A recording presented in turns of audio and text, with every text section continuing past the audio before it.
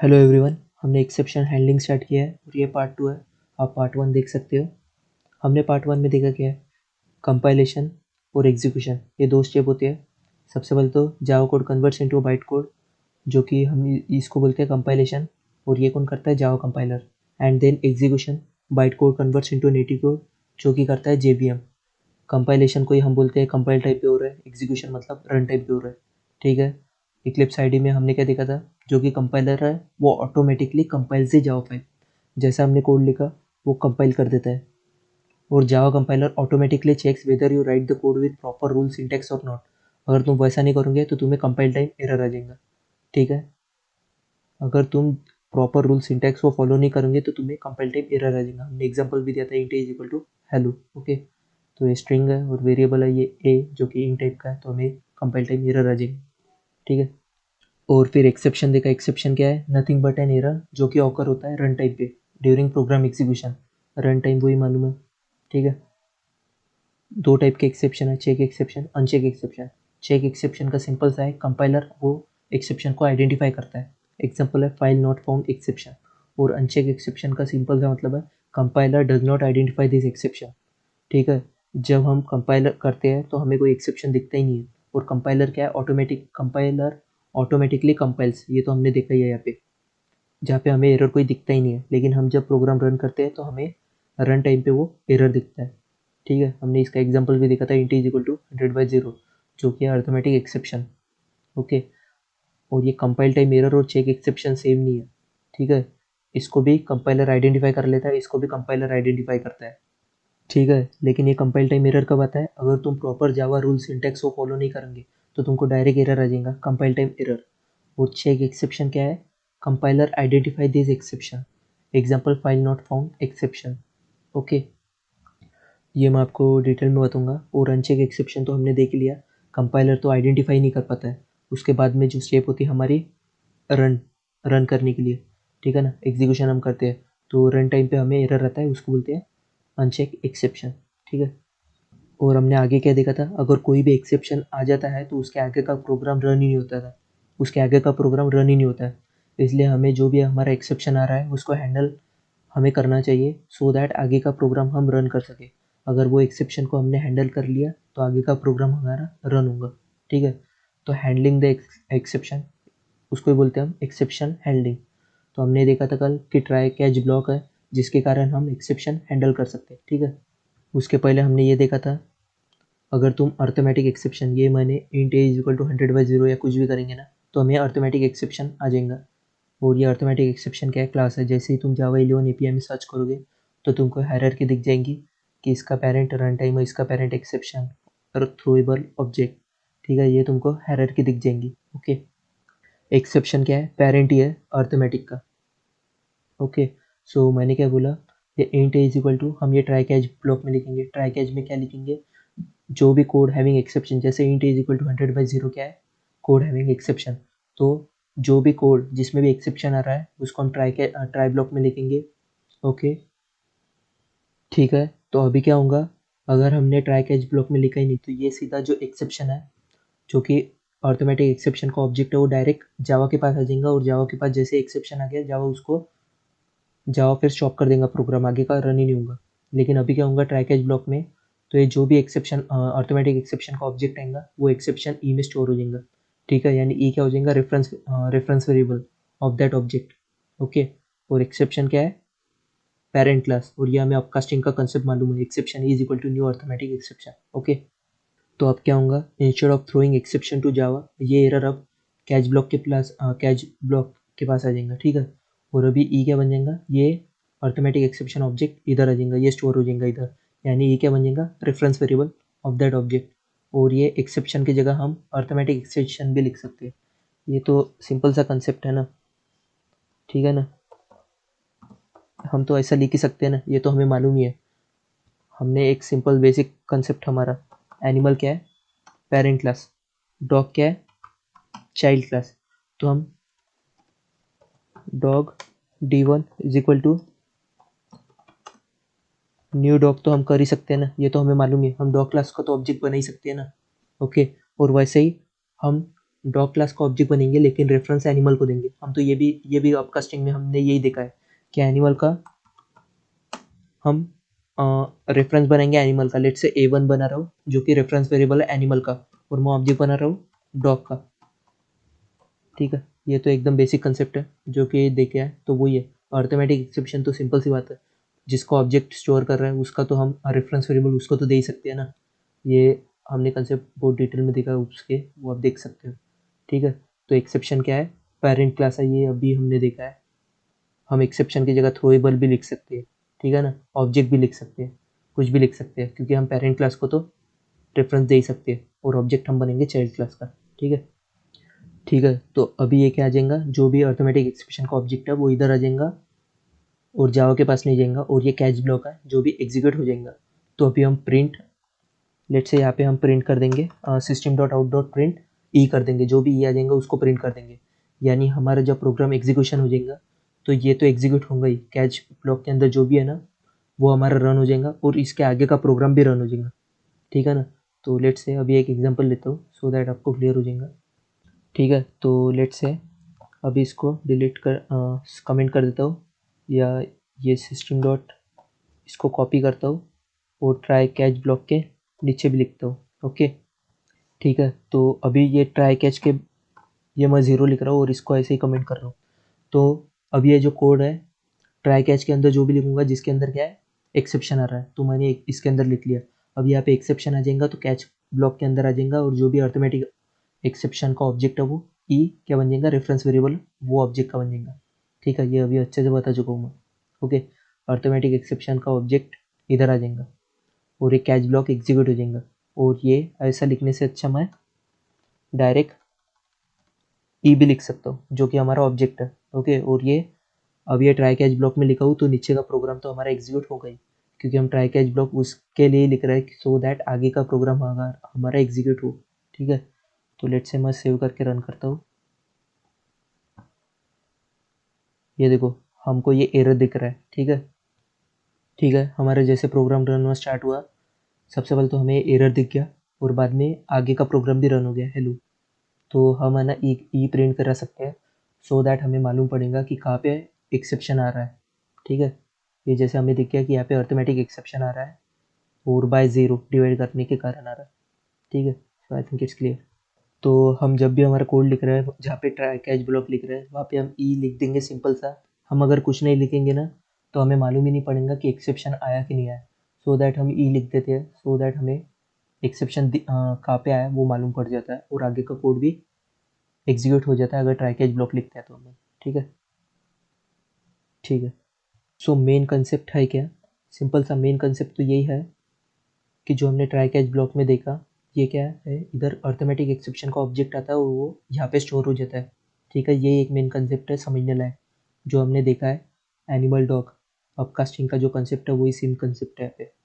ठीक है, arithmetic exception का ऑब्जेक्ट जो भी आता है वो एक्सेप्शनल रेफरेंस वेरिएबल के साथ, ये जो एक्सेप्शन रेफरेंस वेरिएबल है वहाँ पे स्टोर हो जाता है, या ऐसा बोल सकते हैं ई क्या है, रेफरेंस वेरिएबल बन जाता है अर्थमेटिक एक्सेप्शन ऑब्जेक्ट का, ऐसा भी बोल सकते हैं। ये तो हमने स्टैक मेमोरी हीप मेमोरी में पढ़ा ही है। स्टैक मेमोरी में क्या होता है, रेफरेंस वेरिएबल, हीप मेमोरी में ऑब्जेक्ट, ये तो हमने पढ़ा ही है। सो अर्थमेटिक एक्सेप्शन आपको समझ में आ गया। वैसे ये देखो ट्राई कैच में लिख रहा हूँ इधर, सो कैच ई, इसके अंदर एक्सेप्शन हैंडल हियर या ई लिख सकता हूँ, अभी मैंने बताई। अभी सेकंड है array index out of bound exception. ठीक है, so array index out of bound exception ये भी क्या है, क्लास है। जैसा तुम जावा एपीआई में सर्च करोगे ना, इसका पेरेंट ये, इसका पेरेंट ये, इसका पेरेंट ये, इसका पेरेंट पेरेंट ये तुमको दिख जाएगा। ठीक है, तो एक्सेप्शन क्या है, पेरेंट ही है इसका, यानी सेम वही कंसेप्ट हम यहाँ पे जो लगा रहे हैं ना। तो array index out of bound exception कब आएगा, लेट से अभी तुमको बताता हूँ मैं। ये देखो मैंने तुमको एरे बता दिया है, int array is equal to new int of 3। मैं 3 साइज का एरे बना रहा हूँ, और एर ऑफ 0 में मैं दे रहा हूँ 3, एर ऑफ 1 में मैं दे रहा हूँ 4। ओके, और एर ऑफ 2 में मैं दे रहा हूँ 5। ओके, और एर ऑफ 3 में मैं दे रहा हूँ 6। ओके, अभी आप सोच रहे होंगे मैंने 3 साइज का एरे बनाया लेकिन मैं एर ऑफ 3 कैसे दे पा रहा हूँ, मेरे को तो एरर आने को ना। ठीक है ना। तो लेकिन ये एक्सेप्शन है array index out of bound, और ये एक्सेप्शन हमको रन टाइम पे आएगा। ठीक है ना। मैंने सबसे पहले क्या बताया, अगर तुम जावा रूल सिंटेक्स को फॉलो नहीं करेंगे ना तो कंपाइल टाइम एरर रहेगा। लेकिन यहाँ पे कोई तुम प्रॉपर जावा रूल्स को फॉलो कर रहे हो, सिंटेक्स को फॉलो कर रहे हो, इसलिए तुमको कंपाइल टाइम एरर नहीं आया। ठीक है। हमने ये देखा था, सबसे पहले क्या देखा था हमने, ये देखो, सबसे पहले तो हमने देखा ये यहाँ पे कि अगर तुम जावा रूल सिंटेक्स को फॉलो नहीं करोगे ना तो तुम्हें कंपाइल टाइम एरर आ जाएगा। तो हमने तो उसको फॉलो किया है, इसलिए हमें कंपाइल टाइम एरर आया ही नहीं है। तो फिर दूसरा है एक्सेप्शन। एक तो चेक एक्सेप्शन या अनचेक एक्सेप्शन। चेक एक्सेप्शन बोल तो कंपाइलर आइडेंटिफाई कर लेता है वो एक्सेप्शन को, जिसका एग्जाम्पल है फाइल नॉट फाउंड एक्सेप्शन। और अनचेक क्या है, कंपाइलर आइडेंटिफाई नहीं करता है वो एक्सेप्शन को, जैसा अर्थमेटिक एक्सेप्शन या array index out of bound exception. यहाँ पे आइडेंटिफाई नहीं करता है, इसको भी हम ट्राई कैच ब्लॉक में लिखेंगे। और जैसे आ जाएगा एक्सेप्शन ई, तो एक्सेप्शन ई क्या हो जाएगा, एक्सेप्शन क्या है, parent class of array index out of bound exception. So मेरे ख्याल से क्लियर हो जाएगा। वही है अभी अनचेक एक्सेप्शन, मैंने अभी जो बताया ना कि कंपाइलर आइडेंटिफाई नहीं करता है, फिर जब हम रन करेंगे ना तो हमें array index out of bound exception दिख जाएगा। ठीक है। तो लेट्स से अभी मैं कंट्रोल एस करके सेव करता हूँ, और मेरे को array index out of bound exception आ गया। और मेरे को जैसा एक्सेप्शन आ जाएगा, आपको मालूम है उसके आगे का प्रोग्राम रन ही नहीं होगा। ये ट्राई कैच ब्लॉक या ये तो रन ही नहीं होगा, क्योंकि जैसे यहाँ पे एर ऑफ 3 आ गया, क्योंकि मेरा एरे की लेंथ 3 है, 3 वेरिएबल ही स्टोर कर सकता हूँ, तो 0 1 2, तो एर ऑफ 3 तो स्टोर ही नहीं कर पाऊंगा। तो सिंपल सा एरे इंडेक्स, मेरे को एक्सेप्शन आ जाएगा, और ये एक्सेप्शन सीधा जावा के पास चल जाएगा, और वहाँ पे प्रोग्राम स्टॉप हो जाएगा। ठीक है। ठीक है। तो मैं इसको ट्राई कैच ब्लॉक में लिख सकता हूँ। लेट्स, मैं इसको कट करके यहाँ पे पेस्ट कर सकता हूँ, और अभी के लिए इसको कमेंट कर देता हूँ। ठीक है। और जो भी एक्सेप्शन आएगा ना वो एक्सेप्शन ई में स्टोर हो जाएगा। ठीक है। जो भी एक्सेप्शन आएगा array index out of bound, हमें मालूम है ये एक्सेप्शन आएगा। ठीक है ना। Array index out of bound exception का ऑब्जेक्ट आएगा, वो यहाँ पे स्टोर हो जाएगा, और ई क्या बन जाएगा, reference variable of that object. और ई को जैसे प्रिंट करा दूँ, जैसे मैंने बोला ई को प्रिंट कराना चाहिए हमें, सो दैट हमें मालूम पड़ेगा कि हमारे कोड में काफ़ी एक्सेप्शन आ रहा है, और वही आगे का फिर तो हमारा प्रोग्राम एग्जीक्यूशन हो जाएगा। ठीक है। ठीक है ना। जो भी array index out of bound exception आ जाएगा वो जावा के पास ना जाके इधर आ जाएगा। ठीक है, कैच ब्लॉक में। ट्राई कैच ब्लॉक का वही काम है, सो दैट आगे का प्रोग्राम हमारा रन कर सके। सो अभी मैंने सेव किया और लेट्स रन। ये देखो हमें प्रिंट करा दिया उसने ई को कि array index out of bound exception है 3 के कारण, जो एर ऑफ 3 तुम कर रहे हो, और बाद में हेलो को प्रिंट करा दिया, यानी आगे का रन भी करा दिया। ठीक है। तो वही है एक्सेप्शन, अभी मैंने बता दिया। ये देखो array index out of bound exception का जो पेरेंट है, एक्सेप्शन तो है ही। ठीक है। तो इसलिए अपकास्टिंग का सेम कंसेप्ट जैसे मैंने बताया इधर अर्थमेटिक एक्सेप्शन में जो सेम बताया ना वही सेम चीज़ है array of index out of bound exception में। ठीक है। सो मेरे ख्याल से क्लियर हो गया होगा अब ये कंसेप्ट। वही सेम कंसेप्ट है जो मैंने बोला, कंसेप्ट ऑफ अपकास्टिंग। रेफरेंस वेरिएबल जैसे हमने एक्सेप्शन लगा दिया, ऑब्जेक्ट क्लास का चाइल्ड क्लास को ऑब्जेक्ट बनाया और रेफरेंस दे रहे पेरेंट क्लास को। ठीक है। तो जो भी ऐसा इधर से एक्सेप्शन आएगा वो एक्सेप्शन ई के पास हैंडल हो जाएगा, कैच ब्लॉक में आ जाएंगे इधर, हमारा array index out of bound exception का ऑब्जेक्ट इधर आ जाएगा एक्सेप्शन के पास। ठीक है। तो आई थिंक इट्स क्लियर, ये समझ में आ गया। अब एक इम्पॉर्टेंट क्वेश्चन है जो कि इंटरव्यू में पूछ सकते हैं, parent class of all the classes क्या है। Parent class of all the classes in Java object class है। ठीक है। ये देखो object, O B J C T object. तुम है ना कोई भी क्लास सर्च कर लो जावा 11 एपीआई में, और तुम देखो तुमको हायरार्की दिख जाएंगी, या जहाँ पे नहीं भी रही ना तो उसका पेरेंट क्लास कोई ना कोई तो रहेंगे ही, और वो क्या रहेगा, ऑब्जेक्ट क्लास। ठीक है। ये एक बात ध्यान रखना, parent class of all the classes in Java is object class. ठीक है। ठीक है। ये देखो exception class is a parent class of all the exception classes like arithmetic exception and array index out of bound exception class and can handle they. ठीक है। हमने वही देखा अभी, एक्सेप्शन क्लास क्या है, पेरेंट क्लास, और जो भी ऑब्जेक्ट आ रहा है, जो भी एक्सेप्शन हैंडलिंग का ऑब्जेक्ट आ रहा है वो हम एक्सेप्शन ई में स्टोर कर रहे हैं, यानी ई क्या बन जाएगा, reference variable of that object. वो अर्थमेटिक एक्सेप्शन हो या array index out of bound हमने देख लिया था। थ्रोएबल क्लास हमने देख लिया, उसका पेरेंट है, तो हम एक्सेप्शन की जगह थ्रोएबल भी लिख सकते हैं। क्योंकि अपकास्टिंग का सेम कंसेप्ट, पेरेंट का रेफरेंस वेरिएबल हम रेफरेंस वेरिएबल पेरेंट को दे सकते हैं और ऑब्जेक्ट चाइल्ड का बना सकते हैं। ठीक है, अब नेक्स्ट आखिरी पॉइंट है जो कि है फाइल नॉट फाउंड एक्सेप्शन, जो कि किसका है, चेक टाइप है। ठीक है ना, हमने एक्सेप्शन के दो टाइप देखे, एक तो चेक या एक अनचेक। अनचेक तो सिंपल सा है कि जो कंपाइलर आइडेंटिफाई नहीं करता है वो एक्सेप्शन को। ठीक है ना, कंपाइलर को वो दिखते ही नहीं है वो। ठीक है ना, ये देखो, compiler does not identify this exception, वो हमें डायरेक्ट रन टाइम पे दिखते हैं। ठीक है, उसको बोलते हैं अनचेक एक्सेप्शन। और चेक एक्सेप्शन क्या है, compiler identify this exception, compiler हमें बता देता है कि यहाँ पे कंपाइलर सिंपल से आइडेंटिफाई कर लेता है एक्सेप्शन को। ठीक है, अभी मैं आपको डिटेल में बताता हूँ। इसका जो भी प्रैक्टिकल रहेगा ना, फाइल नॉट फाउंड एक्सेप्शन, ये मैं आपको फाइल हैंडलिंग में एकदम अच्छे से प्रैक्टिकल में बताऊंगा। अभी अभी थ्योरी बता रहा हूँ मैं, अभी सुन लो। तो सिंपल सा क्या है कि बाय डिफ़ॉल्ट कंपाइलर क्या करता है, एक्सेप्शन बता देता है। ठीक है, आइडेंटिफाई कर लेता है एक्सेप्शन को, because compiler think that there may be chance that file path is wrong और फाइल नॉट प्रेजेंट। ठीक है, तो सबसे पहले तो हमने क्या देखा, एक तो चेक एक्सेप्शन है, एक अनचेक एक्सेप्शन है। अनचेक एक्सेप्शन हमने देख लिया, कंपाइलर आइडेंटिफाई नहीं करता है उसको। और चेक एक्सेप्शन क्या है, कंपाइलर आइडेंटिफाई कर लेता है, जो कि फाइल नॉट फाउंड एक्सेप्शन। ये एक्सेप्शन का सिंपल सा है कि कंपाइलर डायरेक्टली आइडेंटिफाई कर लेता है एक्सेप्शन को, डायरेक्टली वो कंपाइलर आइडेंटिफाई कर लेता है एक्सेप्शन को। ये देखो, सिंपल सा नाम से तुमको समझ रहा है, फाइल नॉट फाउंड एक्सेप्शन, यानी फाइल नॉट फाउंड एक्सेप्शन। ये फाइल हैंडलिंग में हम जब पढ़ेंगे ना, जब मालूम पड़ेगा हमें कि हम कोई फाइल को इंपोर्ट करते हैं। ठीक है ना, ठीक है ना, हम कोई फाइल को इंपोर्ट करते हैं तो हम फाइल का पाथ देते हैं। ओके, तो फाइल का पाथ में भी हम रॉन्ग दे सकते हैं, राइट दे सकते हैं। तो बाय डिफ़ॉल्ट कंपाइलर क्या करता है, आइडेंटिफाई कर लेता है एक्सेप्शन को और हमें बताता है, एक्सेप्शन हमें डायरेक्टली बता देता है, क्योंकि कंपाइलर सोचता है कि बाय डिफ़ॉल्ट तुम है ना फाइल का पाथ रॉन्ग दे सकते हो। ठीक है ना, ये देखो सिंपल सा अभी बता रहा हूँ मैं कि तुमने फाइल हैंडलिंग, यानी तुम कोई भी फाइल को इंपोर्ट वगैरह करते हो तो तुम वहाँ पे फाइल का पाथ देते हो।